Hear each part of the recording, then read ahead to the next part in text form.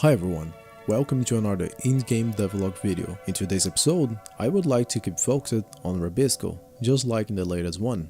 Let's get started. Now, the hub world is even more complete, with over 60 levels, and after each 5 levels, the game will introduce a new mechanic to the player. Some mechanics are simply hazards that should be avoided.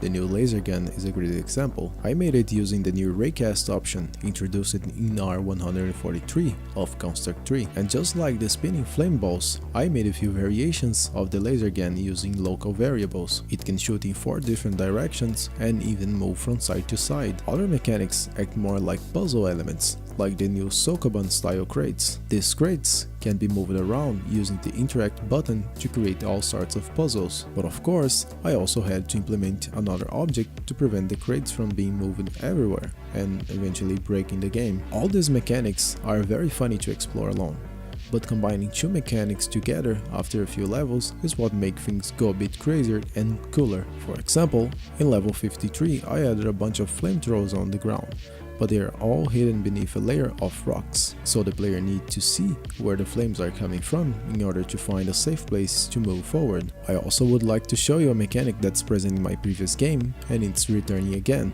Roaming missiles. Roaming missiles are present in Pikmin and in Dark Souls. It's almost like a curse. This specific mechanic doesn't seem to be so complex, but it was kind of hard to implement, mainly because I didn't want to have a fixed fire rate.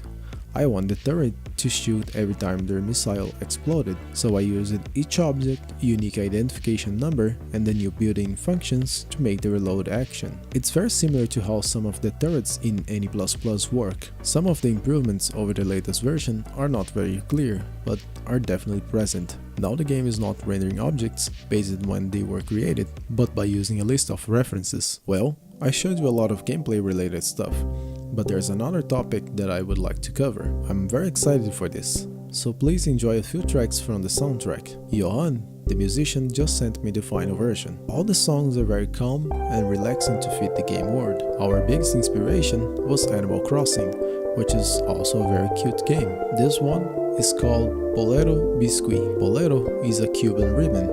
Both me and Johan are very fascinated by Cuba culture. This one is called Bossa Bisco. It's inspired by a Brazilian music genre called Bossa Nova.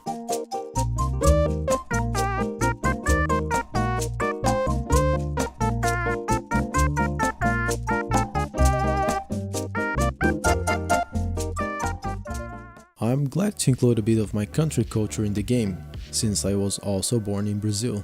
There are 12 tracks in the game, and I will definitely show you more in the next video. By the way, if you would like to support the game development, please consider joining any tier on my Patreon page. Thank you very much for watching, and farewell.